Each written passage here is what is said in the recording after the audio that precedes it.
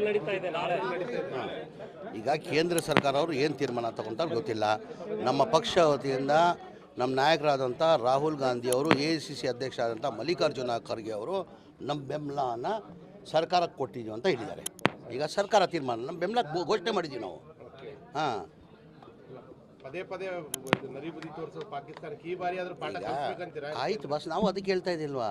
ನಮ್ಮ ಪಕ್ಷ ವತಿಯಿಂದ AICC ಅಧ್ಯಕ್ಷ ಆದಂಥ ಮಲ್ಲಿಕಾರ್ಜುನ ಖರ್ಗೆ ಸಾಹೇಬರು, ನಮ್ಮ ನಾಯಕರಾದಂಥ ರಾಹುಲ್ ಗಾಂಧಿ ಅವರು ನಮ್ಮ ಬೆಂಬಲನ ಸರ್ಕಾರ, ಕೇಂದ್ರ ಸರ್ಕಾರಕ್ಕೆ ಘೋಷಣೆ ಮಾಡಿದ್ದಾರೆ. ನಿಮ್ಮ ಜೊತೆ ನಾವಿದ್ದೀವಿ, ನೀವೇನಾರ ತೀರ್ಮಾನ ತಗೊಳ್ಳಿ ಅಂತ ನಮ್ಮ ಬೆಂಬಲನ ಘೋಷಣೆ ಮಾಡಿದ್ದೀವಿ ನಾವು. ವಕ್ಫ್ ವಿಚಾರದಲ್ಲಿ ರಾಜ್ಯಾದ್ಯಂತ ಪ್ರೊಟೆಸ್ಟ್ ನಡೀತಾ ಇದೆ. ಕಲಬುರಗಿನಲ್ಲಿ ಕೂಡ ದೊಡ್ಡ ಪ್ರಮಾಣದ ಪ್ರೊಟೆಸ್ಟ್ ಇದು ಬೇರೆ ಬೇರೆ ಜಿಲ್ಲೆಗಳಲ್ಲೂ ಆಗ್ತಾ ಇದೆ.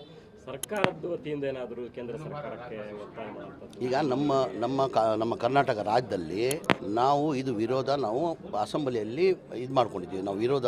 ನಾವು ಇದಕ್ಕೆ ಬೆಂಬಲ ಇಲ್ಲ ಅಂತ ಘೋಷಣೆ ಮಾಡಿದ್ದೀವಿ. ನೋಡುವ, ನಮಗೆ ಸುಪ್ರೀಂ ಕೋರ್ಟಲ್ಲಿ ನಮ್ಗೆ ವಿಶ್ವಾಸ ಇದೆ, ನಮ್ಮ ನ್ಯಾಯ ಸಿಗ್ತದಂತ.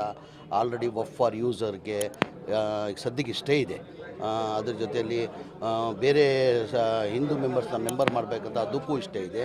ನೋಡುವ, ನಮ್ಮ ಸುಪ್ರೀಂ ಕೋರ್ಟಲ್ಲಿ ನಮಗೆ ವಿಶ್ವಾಸ ಇದೆ, ನಮ್ಮ ನ್ಯಾಯ ಸಿಗ್ತಂತ ನಮಗೆ ವಿಶ್ವಾಸ ಇದೆ. ಈಗ ಅವ್ರವ್ರ ಅಭಿಪ್ರಾಯ ಮೊನ್ನೆ ಕ್ಯಾಬಿನೆಟಲ್ಲಿ ಅವ್ರವ್ರ ಅಭಿಪ್ರಾಯ ಎಲ್ಲ ರೈಟಿಂಗಲ್ಲಿ ಕೊಡೋಕ್ಕೆ ಮಾನ್ಯ ಮುಖ್ಯಮಂತ್ರಿಗಳು ಸೂಚನೆ ಕೊಟ್ಟಿದ್ದಾರೆ. ಎಲ್ಲರೂ ಇನ್ನೂ ಚರ್ಚೆ ಆಗಲಿಲ್ಲ, ತಿರ್ಗಾ ಮತ್ತೊಂದು ಬಾರಿ ಚರ್ಚೆ ಮಾಡುವ ಅಂತ ಹೇಳಿದ್ದಾರೆ. ಈಗ ಎಲ್ಲರದು ಅವ್ರವ್ರ ಅಭಿಪ್ರಾಯ ಕೊಡೋಕ್ಕೆ ಮಾನ್ಯ ಮುಖ್ಯಮಂತ್ರಿಗಳು ಸೂಚನೆ ಕೊಟ್ಟಿದ್ದಾರೆ. ಯಾರ್ಯಾರ ಅಭಿಪ್ರಾಯ ಏನೇನು ಬರ್ತದೆ ನೋಡ್ಬಿಟ್ಟು ತೀರ್ಮಾನ ಮಾಡುವ. ಜಾತಿ ಗಣತಿಗೆ ಒಪ್ಪಿಗೆ ಕೊಟ್ಟಿರೋಂಥದ್ದು ಮಾಡ್ತಾ ಇದೆ. ಸಿಟಿ ರವಿ ಅವರು ಹೇಳ್ತಾರೆ ಸರ್, ಈಗ ಜಮೀರ್ ಅವರು ಪಾಕಿಸ್ತಾನ ಜೊತೆ ಯುದ್ಧಕ್ಕೆ ಹೋಗೋದು ಬೇಡ, ಇಲ್ಲಿ ಪಾಕಿಸ್ತಾನಕ್ಕೆ ಜೈ ಅನ್ನೋರು ಹೊಡೆದ್ರೆ ಸಾಕು. ಯಾರು? ಸಿಟಿ ರವಿ ಬೇರೆ ಏನು ಇದೆ ಮಾತಾಡೋಕ್ಕೆ? ನಾನು ಏನಂದೆ, ಉದ್ದ ಮಾಡೋಂಗಿದ್ರೆ ನಾನು ಸುಸೈಡ್ ಬಾಂಬ್ ಕಟ್ಕೊಂಡು ನಾನು ಹೋಗ್ತೀನಿ, ನನಗೆ ಅವಕಾಶ ಮಾಡಿಕೊಟ್ರೆ. ಏನಕ್ಕಂದರೆ ನನ್ನ ದೇಶ ಮುಖ್ಯ, ನನಗೆ ನಮ್ಮ ದೇಶ ಮುಖ್ಯ ನನಗೆ.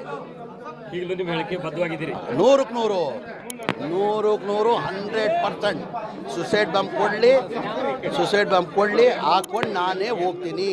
ನನ್ನ ದೇಶಕ್ಕೋಸ್ಕರ ನಾನು ಬಲಿಯಾಗೋಕ್ಕೂ ಸಿದ್ಧ ನಾನು.